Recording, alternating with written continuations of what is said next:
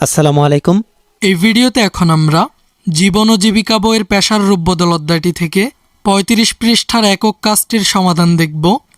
আজকের এই ভিডিওটি খুবই ইন্টারেস্টিং, তাই আমার চ্যানেলে যারা নতুন রয়েছেন তাদেরকে সাবস্ক্রাইব করার একটি ছোট্ট অনুরোধ থাকবে। आपके सामने एक बड़ा सा रेड बटन है। আর আমার চ্যানেলের অলরেডি সাবস্ক্রাইবার যারা রয়েছেন তারা অনেকেই এভাবে ভিডিও দেখে চুপি চুপি পালিয়ে যান, তাই ভিডিওটিতে লাইক করে যাওয়ার একটি ছোট্ট অনুরোধ থাকবে।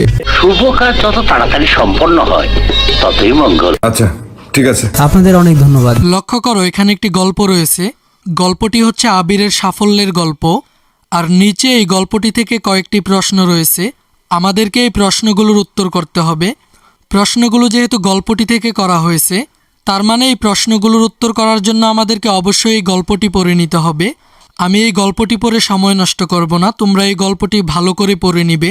আমি শুধু এখান থেকে প্রশ্নগুলোর উত্তর দেখিয়ে দিচ্ছি।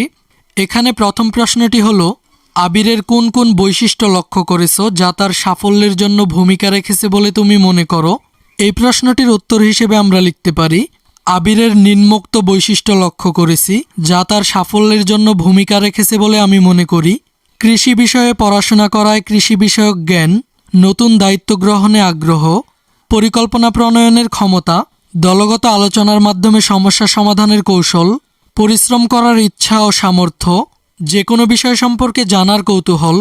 এরপরের প্রশ্নটি হলো, আবিরের কোন কোন বৈশিষ্ট্য তোমার মাঝে আছে বলে তুমি মনে করো? এই প্রশ্নটির উত্তরে তোমরা লিখতে পারো, আবিরের যে বৈশিষ্ট্যগুলো আমার মাঝে আছে আমি মনে করছি তা নিচে উল্লেখ করা হলো, নতুন দায়িত্ব গ্রহণে আগ্রহ, ধৈর্যের সাথে সমস্যা অনুধাবনের চেষ্টা, দলগত আলোচনার মাধ্যমে সমস্যা সমাধানের কৌশল, পরিশ্রম করার ইচ্ছা ও সৃজনশীল মানসিকতা, যে কোনো বিষয় সম্পর্কে জানার কৌতূহল। পরবর্তী প্রশ্নটি হলো, আবিরের বৈশিষ্ট্যগুলো কেরিয়ার গঠনে কিভাবে সাহায্য করতে পারে বলে তুমি মনে করো? এই প্রশ্নটির উত্তরে তোমরা লিখতে পারো, আমার মধ্যে যে বৈশিষ্ট্য রয়েছে তা কেরিয়ার গঠনে যেভাবে আমাকে সাহায্য করতে পারে তা নিচে তুলে ধরা হলো।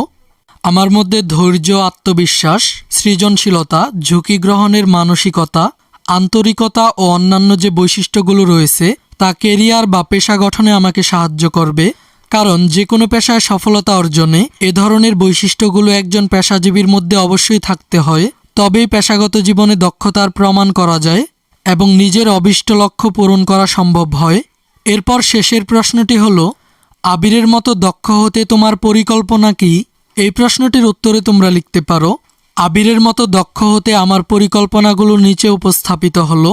নিয়মিত মনোযোগ দিয়ে পড়ালেখা করব, বিশ্ববিদ্যালয় থেকে নিজের পছন্দের বিষয়ে স্নাতকোত্তর ডিগ্রি অর্জন করব, শ্রেণীর একক ও দলগত কাজে সক্রিয় অংশগ্রহণ করব, ডিজিটাল প্রযুক্তি ব্যবহারে নিজেকে দক্ষ করে তুলব, যে কোনো ধরনের দায়িত্ব সাহসিকতার সাথে গ্রহণ করব ও সফল না হওয়া পর্যন্ত চেষ্টা চালিয়ে যাব।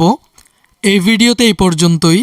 পরবর্তী ভিডিওগুলোতে আমরা এই অধ্যায়ের বাকি কাজগুলো নিয়ে আলোচনা করব। ভিডিওটি যদি তোমাদের কাছে ভালো লেগে থাকে তাহলে একটি লাইক দিয়ে দাও, আর এই চ্যানেলের সকল ভিডিওগুলো ধারাবাহিকভাবে পেতে চ্যানেলটি সাবস্ক্রাইব করে রাখো। আচ্ছা ঠিক আছে। Bye bye tata good bye.